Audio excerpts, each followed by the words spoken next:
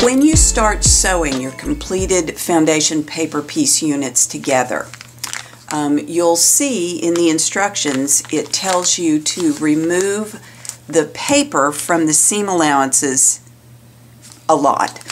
Pretty much every time you sew two units together, the next step will be to remove this paper.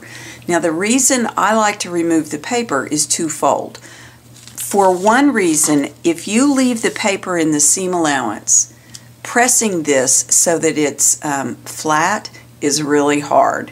The other thing is if you just continue to put pieces together, leaving the paper in the seam allowance, it's going to be nearly impossible to remove it as you move farther along in the piecing.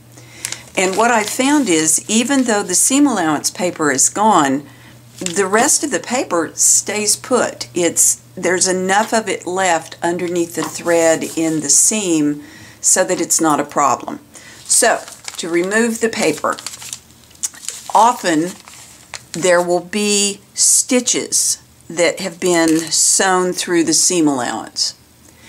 When I'm trying to remove this paper, what I try to do is loosen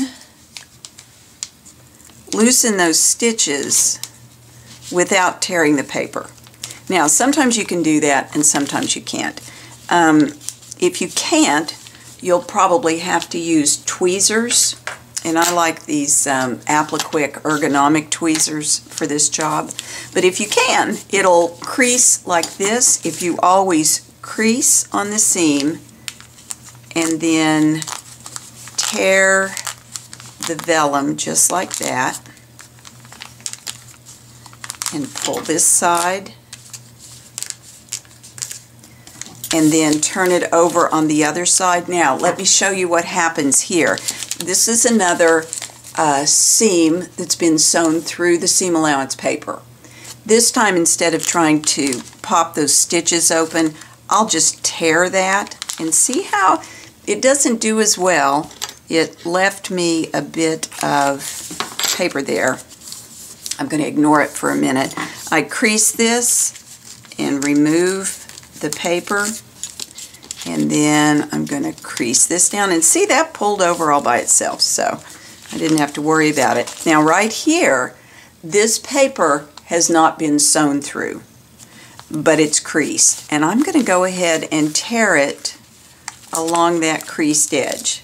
Just like that. I took a little more than I intended to, but that's not the end of the world. It'll be just fine. Now, let me pull in a little bit so you can see. These little bits of paper, I don't ignore them at this point. I go ahead and take them off because it's easier to do that now than it will be later when I've sewn more to it. That'll come out by itself. Sometimes I mess with these, just like that. Now, something I have found with tweezers is if you squeeze them too hard, they don't always work as well as if you don't squeeze them super hard.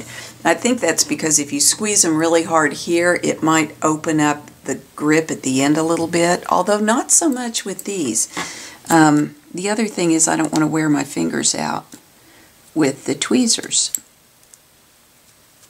Just like that. So I would clean this up, both sides, and then take it to the ironing board and press it.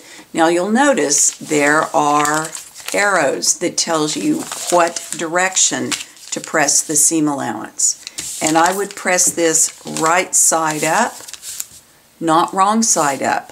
The reason is because it'll fold over better if you do it right side up. The other thing is that if you run a hot iron over the ink side of the paper, it can get on your the sole plate of your iron. It can sometimes smear. It's just better to iron this side of the paper as little as you can get away with ironing it. So I would take this to the ironing board, I would press it, and then I would move on to the next step. So that's how you remove the papers from the seam allowances, and it's a step you don't want to skip. Once you have your whole block put together, you need to take the papers out because it's a lot easier to sew the round block into the corners once the papers are removed. Now, you've already done the hardest part, I think, which is taking the paper out of the seam allowance. From then on, what you do is remove the paper here. Oops, I've got one. Let's see, that one's pressed in the wrong direction, so I'll have to go back and fix that. But what it shows is here,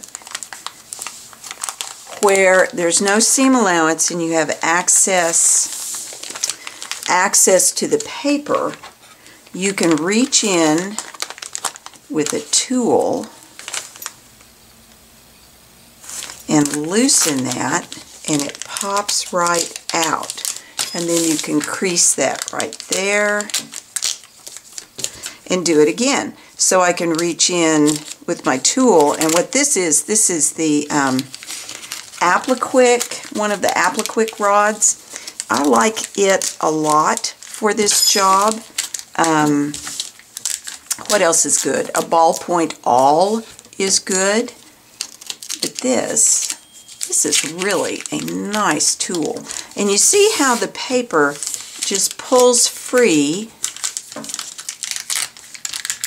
where you have already removed the seam allowance. Now, if I were to need to reach in and remove little bitlets of paper, I would use the tweezers. But you get the idea. This is just not that hard. Take your time. Take it, like right there. All right, so my paper tore, and I want to go ahead and get that out. I don't want to just leave it.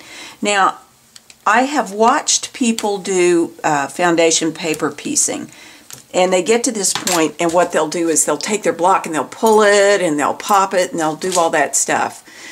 Don't do that with this. There's too much bias. It would require you to pull the paper too much to break the vellum, and I don't think you'd be happy with the result. So don't pick it up and pop it the way you might have done in the past. Just remove it the way I'm showing you. It doesn't really take very long, and I don't know that it makes any difference whether you start in the center and work out or work from the outside in. It's whatever suits you.